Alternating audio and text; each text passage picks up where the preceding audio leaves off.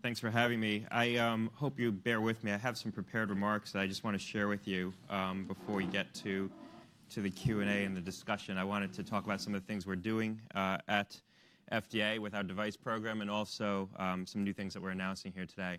And it's a pleasure to be with all of you. This is a very important collaboration to the agency, to the Device Center, and to the work of Dr. Shuren and myself. So it's really an honor to be here. As all of you know, we're seeing an unparalleled period of innovation when it comes to medical devices. These opportunities are being driven by advances in material science, in digital technology, in artificial intelligence, and in cutting-edge manufacturing, and they're offering patients new chances to improve their health.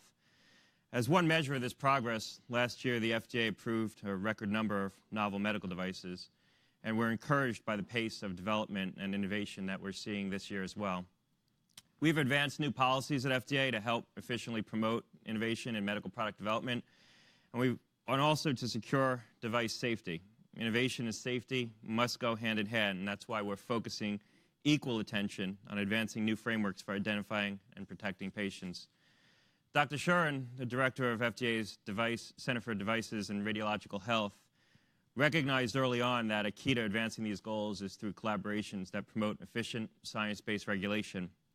By working with others, we can help deliver innovation more quickly, while also strengthening FDA's assurance that devices meet our regulatory standards.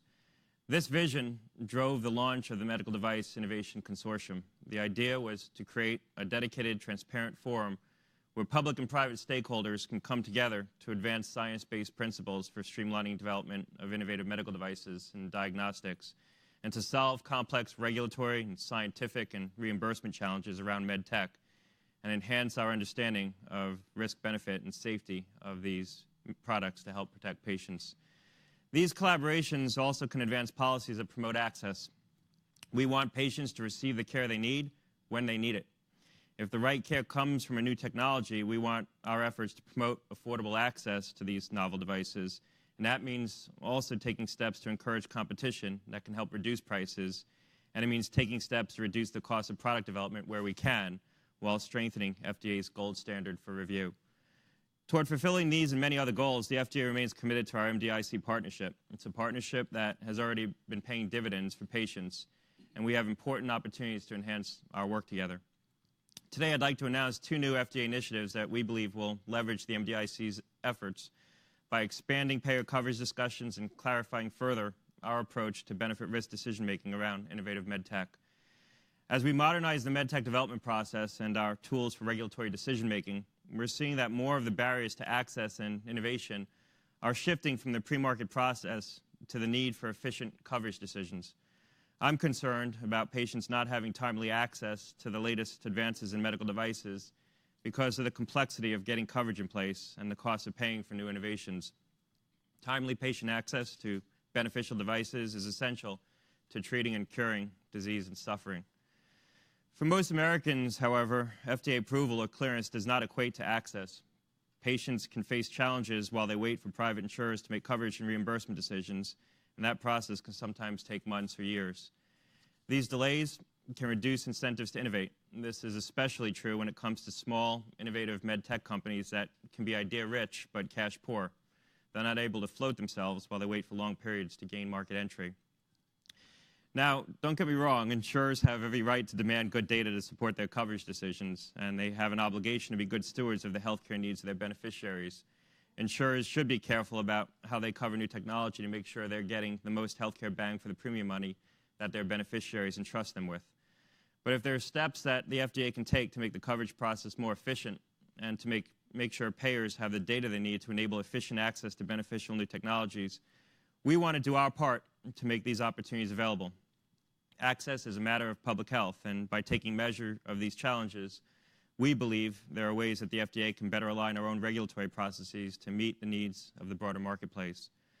So to help address these opportunities, the FDA has launched a private payer program pilot as a voluntary opportunity for manufacturers to receive feedback from the FDA and other non-governmental health technology assessors and payers. The idea is to enable manufacturers to develop a more efficient evidence generation strategy during the FDA's pre-market meetings. We've been encouraged by the early results of this pilot. And today I'm pleased to announce that CareFirst and United Health Group, two of America's largest private insurers, have joined the FDA's growing list of private payers available to participate in these pre-submission meetings with device manufacturers. By enabling early dialogue between device makers and payers, the FDA hopes to shorten the time between FDA approval and coverage decisions, particularly for new, innovative devices. To further promote timely coverage decisions, earlier this year we decided to include medical devices in our final guidance on communications with payers, formularies, and committees, and similar entities. We wanted to ensure that device manufacturers are included in the FDA's policies that address the sharing of important economic information about medical products. But as I said at the outset, our policies serve a twin purpose. We're focused on ensuring efficient, timely access to new technologies, but also making sure that the same policies that promote these goals also make our regulatory programs more rigorous, more science-based, and more effective. Promoting product safety is a touchstone for all of our new policy efforts. I want to highlight some other new efforts that we're announcing today to concurrently achieve these twin goals.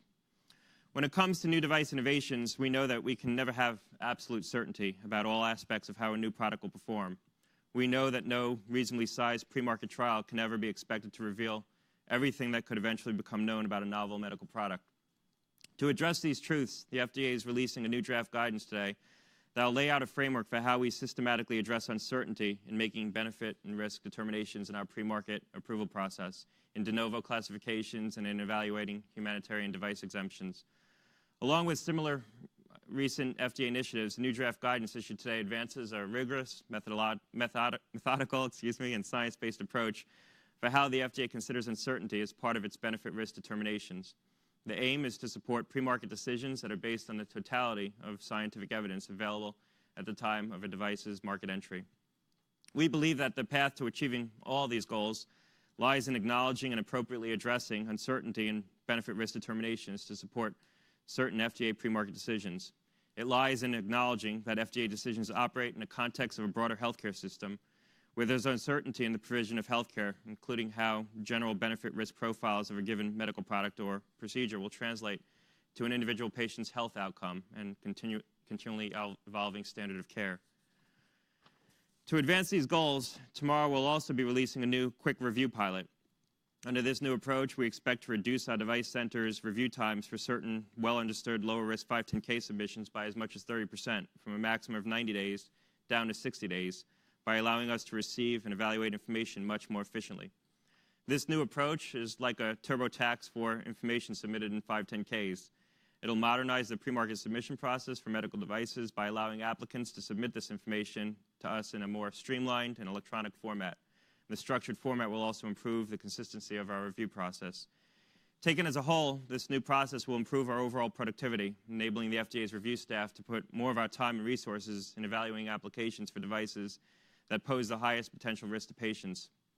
And one of those high-priority areas of risk that the FDA is actively confronting in both the pre- and post-market setting is medical device cybersecurity. In recent years, the FDA and manufacturers and healthcare organizations have made significant progress to address and improve the cybersecurity of medical devices. But this is a rapidly evolving space, and we know we must keep pace. So in the coming months, FDA will share our progress on our number of actions to help strengthen device cybersecurity. Our new efforts are aimed at both protecting against attacks and enhancing response to cybersecurity vulnerabilities or actual incidents. So this fall, the FDA plans to update our cybersecurity pre-market guidance with recommendations for how manufacturers can protect against moderate or major risks. These include things such as ransomware campaigns that disrupt clinical operations, as well as exploits involving a remote multi-patient attack. In addition to these actions, we have several other initiatives already underway with MDIC that we believe will help have a meaningful impact on medtech development and patient safety. And one of those initiatives is how MDIC is helping us advance the use of real-world evidence. Building consensus standards on how to best translate real-world data into real-world evidence for regulatory decision-making can lead to earlier patient access to safe and effective technologies. And so to help support the integration of RWE throughout the total product lifecycle, we awarded a contract to MDIC to manage the National Evaluation System for Health Technology Coordinating Center, or NEST-CC. This is a key effort by the FDA that's underway right now. NEST-CC has established relationships with 11 data partners, 150 hospitals, and thousands of outpatient clinics. Taken together, they represent nearly 470 million patient records. NEST's data partners will conduct testing to assess their system's capabilities for addressing critical RWE questions across the total product lifecycle. We believe manufacturers will be able to recoup their investment through a competitive marketplace that values safety and quality. And so towards achieving this end, MDIC and CDRH are working together to create a case for quality as part of FDA's Medical Device Safety Action Plan. Clear performance metrics for safety outcomes and organizational quality maturity can help proactive manufacturers gain market share while pushing the rest of the industry to catch up to best-in-class quality products. This is how our focus on safety and quality can be a win-win, advancing health and safety of patients and helping to promote a more inclusive business model for innovators. And that brings me to one of the biggest perceived bottlenecks in device innovation, the high costs and administrative inefficiencies associated with modern clinical research. Too many clinical trials have become overly complex and cumbersome, driving up costs without offering a commensurate improvement in safety. The FDA's Device Center has already made important strides in this area. We've seen a 50% increase in investigational device exemption submissions from 2015 to 2017, and this owes to the Device Center's improved processes and policies, at least in part. But there's a lot more work to be done, and we want to continue to position the U.S. as the world's leader in establishing standards for clinical excellence and medical technology innovation by encouraging improvements in the way medical research is conducted. And the MDIC's Clinical Trial Sciences Initiative is focused on reducing barriers to early feasibility studies, the most cutting-edge clinical research, to bring this critical early experience back to U.S. healthcare facilities. To streamline EFS studies and promote U.S. patient access to novel devices, MDIC is launching a clinical trial site consortium to improve the process and help reduce barriers to conducting EFS studies. Consortium sites are committing to a 60-60-60 campaign, completing site contracts, IRB reviews, and enrolling their first patients within 60 days of a sponsor's EFS submission. This will allow research facilities to stand up these studies much more efficiently. By committing to timeframes and standardizing best practices, U.S. research institutions will be more attractive to innovators looking to launch studies for their products. And finally, to promote efficiency in clinical development, MDIC is also helping FDA advance the science of patient input. MDIC shares our goal of improving patient health and quality of life by enabling us to better understand patient needs, patient experiences, and preferences across a variety of disease states. These are just a few of the examples of our shared work with MDIC and our shared public health values. And the new initiatives that I announced today are just some of the steps that we're taking at the FDA to build on these universal goals. Together, the FDA and public and private sector partners like MDIC are creating a modern framework for medtech innovation. Our shared vision is an ecosystem where we provide patients with timely, efficient access to safe, effective innovations and advances that can help them restore health and regain function. Thanks a lot.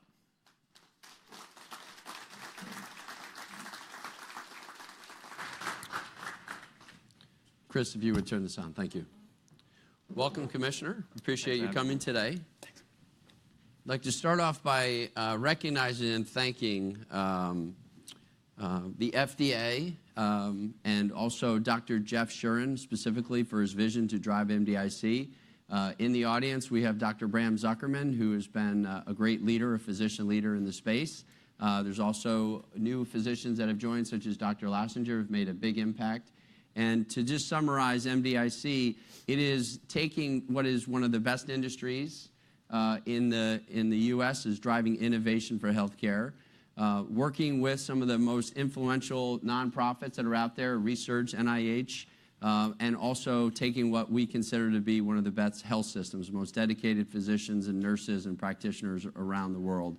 And this is the gold standard. So it's a great day. It shows your commitment to the transparency and the communication, and we have a long way to go. But I would say, I'm speaking on behalf of MDIC, I think this is seen as really an exciting time with technology innovation, and there's more to come. So if I could start off with the first question is just to understand a little bit about your first role at the FDA, just how it potentially shaped your process, your vision for where you are today as the commissioner. Well, thanks for the question. Thanks for having me. I didn't realize there'd be a fireside chat, or I wouldn't have prepared 15 minutes of rehearsed remarks, but I definitely wouldn't have worn these socks. So, so you could tell I was on. That's a little bit better. Yours are better than mine, though. Now, as you asked the question related to my different tours at FDA, this is my third tour at FDA. First time I was at the agency was back in 2003 as a senior advisor to Dr. McClellan, and then I had left to go work at Medicare and Medicaid with them. I came back as the agency's deputy commissioner in 2005 and was there through 2007, and then I'm back in my current role. I think having been in those different roles, I learned a lot of things that inform what I do now. And having worked for different commissioners and worked in the front office, I learned a lot, particularly from Dr. McClellan, Dr. von Eschenbach, who had different styles but were very dedicated to the agency's mission. I think one of the most important things I learned was that you can come into these jobs, you can set out sort of broad objectives and policy goals. You can lay out clear goals in terms of where you want to focus some of the agency's attention and resources, the kinds of public health challenges you want to address. But the ideas on how you're going to achieve those outputs, how you're going to achieve those goals, really need to be derived from the centers and from the career staff or the professional staff of the agency. And that's the way we've operated. You know, I came in and I talked about some areas that were important to me, you know, where I wanted to try to push some boundaries, make some new policy, particularly around competition on new drugs, around the opioid crisis, the things we did around smoking cessation, trying to improve the framework for post-market evidence generation, especially on the medical device side. But how we achieve those objectives really has come from the professional staff. And so when I came into the agency, the first thing I did was meet weekly with the center directors. You know, that's something that I saw Mark do and I thought was very effective. So me and my chief of staff, Lauren Silvas, meet every week with the center directors or the center director and the deputy director for every center. And those are probably the most productive meetings I have every week, where we, you know, work together to try to lay out, you know, goals for the agency. And I spend a lot of time problem solving also for the centers, you know, administrative things and other objectives that the centers need help on, trying to advance budget goals, get resources into the agency. But that's very important. That interaction is probably the most important time I spend every week. Great. So you brought up the names of prior commissioners. So it's a long and prestigious position now as the commissioner of the FDA. Is there a network? Do you all talk? Do you all know each other? Do you look for advice at times? It is a little bit of, at least I perceive it as a shared sense of camaraderie. I think that, you know, working at the agency in any role, but particularly in this role, is a very unique experience. And there is a shared sense of dedication to people who are in the position. And so I do talk to the former commissioners. You know, truth be told, Peggy was very helpful for me getting into this role. She was a big advocate of mine and helped advance my candidacy for this position. I talked to Rob. Obviously, I talked to Dr. McClellan quite a bit. He was a mentor of mine, and you know, I probably wouldn't be in this position if it wasn't for him. My first job in Washington was working for him. He plucked me out of a think tank to come be a senior advisor. So we do keep in touch. I talk to Andy quite frequently as well. Great. In the FDA, you have the name of the federal drug is in there, and so what it drives a little bit of in the space is what's the role of devices and how are we different than the pharma side relative to our innovation? We're very hands-on. We're very, you know, it's a partnership in many cases where the end patient or the end physician is doing training and certification. So how do you see the role of MDIC a little bit different than some of the research that's been done on the pharma? And do you have some specific goals that you would advise or help us drive more around the device side of the FDA? Well, I think that the regulatory process on the device side exists much more on a continuum than it does on the drug side. Drug regulation, to a larger degree, is more binary. The statute's less flexible on the drug side. The device side, you have a much more modern statute that lets the agency titrate the level of its regulatory touch to the perceived risk much better than on the drug side. I don't think that's sort of universally appreciated outside of circles where people work within this field. There's a perception that, you know, why don't we have randomized placebo-controlled prospective clinical trials for devices like we do for drugs? There's a good reason for that, not least of which is that devices are tools in the hands of physicians. And so that interaction with the physician is very important to the performance of the device. It's not just a pill that you swallow where you can measure an output independent of other inputs. And so the understanding how something's going to be used in the medical context is very important to understanding its safety and its clinical characteristics. So I think on the medical device side, it's even more important to have close collaborations with the provider community and with the community that's going to be adopting new technologies.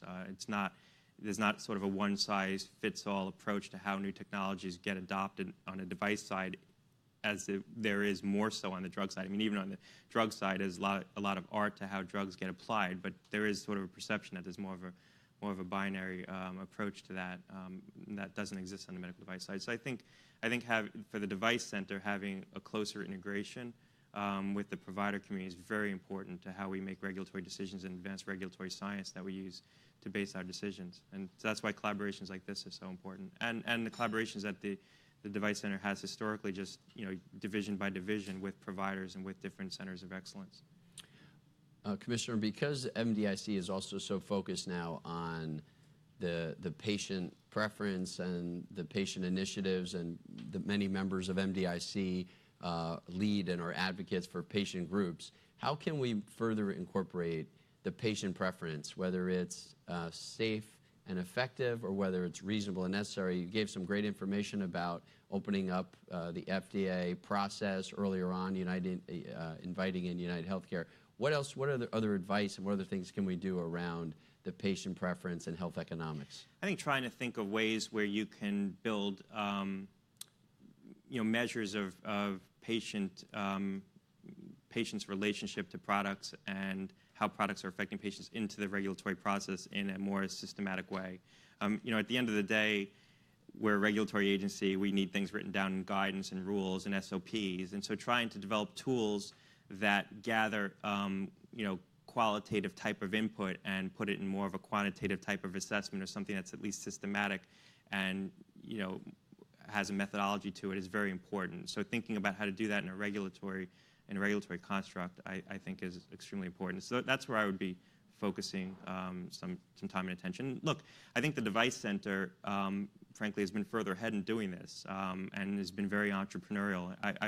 I come from a free market background, having worked in a sort of right-of-center conservative think tank, and believe in market-based principles. And the market-based principle I try to inspire the most is competition between the medical product centers at the FDA to have the best policies. And CDRH has pioneered the use of real-world data, real-world evidence, the use of patient input into regulatory decision-making, incorporating it into modules within the review process, putting out systematic guidance on how we consider uncertainty in the review process. So there's been a lot of innovation in the regulatory process on the medical device side, and I think that owes to leadership. It owes to what Dr. Shuren's done with the device program. I think it owes to the kind of platform that devices are. I mean, as I said at the outset, they exist on a continuum, and so you have more ability to try to adopt, I think, different innovations in different kinds of settings. What we did on digital health with the pre-cert program, digital health lends itself towards that kind of model. So there's opportunities for more innovative approaches on the medical device side, I think, that are more challenging sometimes on the drug side. And so many of us wonder, how do you interact and communicate with your CMS counterparts? Obviously, there's two separate agencies, but how do you personally communicate and interact? So I think the most important interactions are the ones that happen at a staff level, and they're enduring. The political leadership comes and goes. I think that it's important that the professional staff have interactions that are both informal and formal, that there's formal routes for collaboration. And we're looking at some additional things that we can be doing in conjunction with CMS to try to make the handoff between approval and coverage more efficient. I interact with Seema. She's a friend. We go out to dinner probably every other week. So there's a sort of that's another club, heads of regulatory agencies within the administration. But I interact with her quite a bit, and we've had a good relationship. And I think that's helped inspire some of the work at a staff level, at a professional staff level. Obviously, the genesis of MDIC also was driven around regulatory science. So it's always interesting to hear how people define regulatory science. So what's your definition? Well, different people there's no fixed definition of regulatory science. I think, it's like a good painting. Different people perceive it differently, but I perceive it as the development of tools that we can use to help inform our regulatory decision making. Things like developing clinical assessment tools for patient-reported outcome, patient input. Developing different measures of benefit. Developing more systematic approaches to the collection, the analysis of post-market information. All of that is regulatory science. It's the science that informs our decision-making around risk and benefit.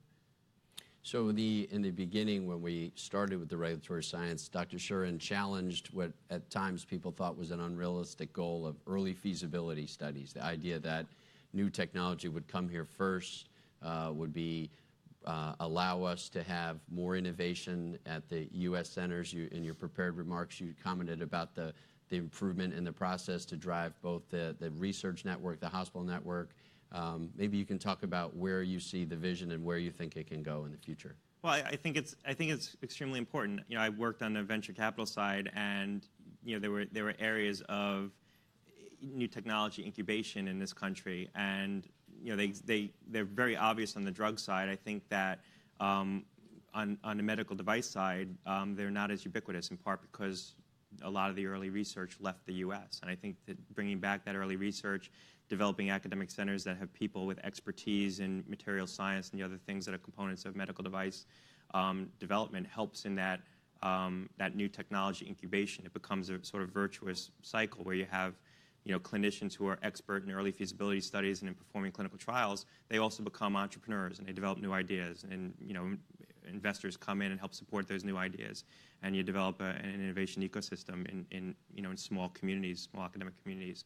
And the EFS, the early feasibility studies, are a seed to that process. They're the earliest seed. So I think it's very important that we bring back that very early stage research. The people who do that are the people who I think are sometimes in the best position to be the next generation of entrepreneurs. And how important is that from a measurement and a goal perspective of the FDA? Is it going to be one of the things that can be a foundation for MDIC to assume that in the future majority of new products from U.S. companies will probably have early feasibilities? It's an interesting question. I mean, I'd like to see it be a metric that we measure ourselves by. I think that the metrics that we oftentimes measure ourselves by, which aren't good metrics for measuring success or performance, but people look at the number of innovative products approved at the end of the year. That becomes something that with press reports and people pay attention to. Now that I don't think is a good measure of productivity of the agency, frankly, because the outbox is only as robust as the inbox, and so there's a lot of variables that affect number of approvals, innovative approvals in a year. But the number of early stage studies that we're able to bring back to the U.S. as a percentage is an important measure, and I think if we can help explain that to the public and the importance of that and make that a goal, that'd be really important. And maybe one of the ways to do that is to think about speaking about it in maybe economic terms, the economic impact it can have on the innovation sector in the U.S. if we can bring back more of that research here.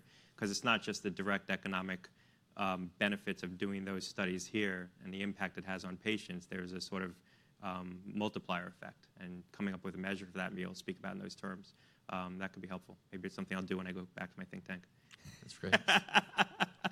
Well, one of the influences that the FDA has is they can tend to drive the innovation and technology. So, for example, there are many great groups out there trying to drive awareness for diabetes. Type 1 diabetes affects a lot of children. How would you advise these advocacy groups, these patient groups, to engage beyond just what they're doing with MDIC? How else do you see their role relative to interacting with either the FDA or any of the other agencies you mentioned? Well, we've tried to increase the avenues towards collaboration with the FDA. We created a new office focused on trying to engage patient groups in the front office. And that's not, I mean, the best kinds of collaborations are the ones where patient groups have a direct collaboration with the professional staff in the center and the people who are working within the domain that the patient group is advocating for. So that I would encourage that first and foremost. But what we've tried to do with the new office that we created is, one, create a front door for groups that might not be as sophisticated, might be new, might not know how to engage with the centers, to be sort of a single portal, if you will, but also to try to systematize policies in terms of how we approach patient engagement, how we build into the review process across the different medical product centers. And so, again, to look at best practices, look what different centers are doing, different review divisions, and try to find things that are working well and create broad policy around it, whether we put it in an SOP or good review management practices, a GRMP, like a guidance to reviewers, or a guidance document that we issue. Those kinds of outputs as deliverables become very important for trying to universalize good policy across the agency. There's a lot of, I'll just sort of close on a thought, there's a lot of places where you'll find a review division doing something very innovative, very novel, that has an important impact, I think, in improving our regulatory process, and no one else is doing it. And so trying to find those and become a champion for those ideas and then build it into broad policy is a big part of what I try to do at the agency. So one personal question. We both grew up in God's country. So do you cheer for the Giants or for the Jets? Jets. Jets, okay. That explains the Sox. It's been hard. Yeah, it has been hard. So in closing, is there a legacy that you want to leave with the FDA? If you look at the prior commissioners, they all had certain things that they were very focused on in their time period. Is there something that you'd like to leave as a legacy for the FDA? Well, it's an interesting question. I haven't thought about it yet. I hope I'm a long way off from leaving the agency, but I feel like we've had important impact so far, and it's still early. I've only been there 17 months across a range of different areas, and so I hope that we're remembered for a lot of things that we did that had an impact. But I would say that one of the things I think that's defining of the period of time that we're in right now is that there's a lot of very novel areas of technology that require us to think fundamentally differently and come up with new approaches to how we're going to regulate certain innovations and certain technologies in order to help them advance, whether it's thinking about how we regulate gene therapy, which requires a different approach to regulation, or digital health and laboratory developed tests, where we're looking towards more of a pre-certification model and post-market system, or targeted drugs, where we're looking at different kinds of clinical trial designs like master protocols and basket trials, things that allow more efficient development of targeted drugs, or even what we're doing with regenerative medicine, where we've laid out a whole new framework for the regulation of regenerative medicine, or even the opportunities and challenges on the tobacco side of the house, where we see an opportunity to embrace the potential for new technology to be a modified risk delivery vehicle for nicotine for smokers who still want to get access to satisfying levels of nicotine, but not through all the harmful effects of combustion. So trying to more rapidly migrate adult smokers, off of combustible cigarettes onto, hopefully off of cigarettes altogether, but if they still want to get access to nicotine, onto products that don't have all the risks of combustion. So I think, when I look at the FDA right now, I see all these novel areas where there's new technology that have the potential to really benefit public health and patients. And I think if we make good decisions about designing new ways to regulate in these areas, we can help unlock that potential. So I hope when people look back, they'll say, we hear over a time period when there was a tremendous amount of very novel opportunity. It required us to think differently about our approaches, and in the different areas, we were able to systematically go through and develop novel regulatory approaches to make sure that these innovations were able to reach patients. That's what we're trying to do. That's what I think about. Great. Well, speaking on behalf of MDIC, I'd like to thank you and Dr. Shuren for your vision, your focus, your service to the country. It has a huge impact on the American people and advancing the quality of care. So thank you very much. Thanks a lot. Appreciate it.